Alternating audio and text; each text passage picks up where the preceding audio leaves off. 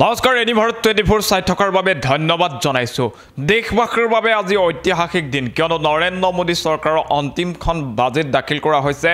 সংসদত আৰু সংসদত আৰম্ভ হৈছে বিত্ত মন্ত্ৰীৰ যি বাজেট ভাষণ আৰম্ভ হৈছে বাজেট ভাষণত কি সন্নিবিষ্ট আছে এই মুহূৰ্তত সবিশেষ লৈ অনাৰ চেষ্টা কৰিছো নৰেন্দ্ৰ মোদী চৰকাৰৰ কাৰ্যকালৰ অন্তিমখন বাজেট অধিৱেশন আৰম্ভ সৰ্বাংগীন সৰ্বস্পৰ্শী সমাবেশী নীতি চৰকাৰৰ 80 কোটি জনতাৰ বাবে ৰেচন কাৰ্ড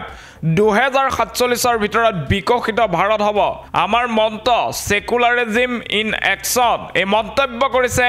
বিত্ত মন্ত্ৰী নিৰ্মলা সীতাৰমণে আৰু 25 কোটি জনতা বহুমাত্ৰিক দৰিদ্ৰতাৰ পৰা মুক্ত কৰাৰ কথা উল্লেখ কৰিছে জনধন একাউণ্টত 2.7 লাখ কোটি টকা জমা হোৱাৰ কথা উল্লেখ কৰিছে যুৱ শক্তিৰ দক্ষতা বৃদ্ধিত গুৰুত্ব আৰোপ কৰিছে চৰকাৰে 3000 নতুন ITI স্থাপন কৰা হ'ব এই মন্তব্য কৰিছে আৰু এই সমূহৰে সৈতে 2047 চনলৈ বিকশিত হ'ব ভাৰত এই মুহূৰ্তত আমি আপোনালোকক জনাই আছো এই মুহূৰ্তৰ আটাইতকৈ গুৰুত্বপূৰ্ণ খবৰ কিয়নো আজিৰ দিনটোত মোদী চৰকাৰৰ অন্তিমখন অন্তৰ্বৰ্তীকালীন বাজেট দাখিল কৰা হৈছে আৰু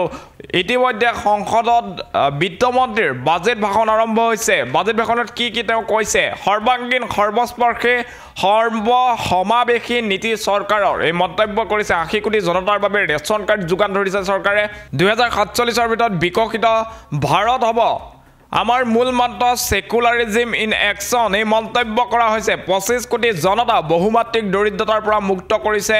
চৰকাৰখনে জনধন একাউণ্টত 2.7 লাখ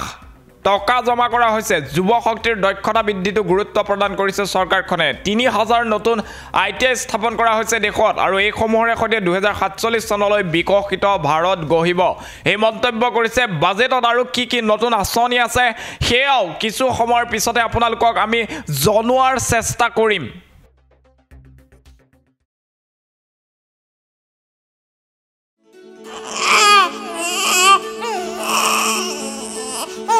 অভিনন্দন আপোনাৰ এজনী ছোৱালী জন্ম হৈছে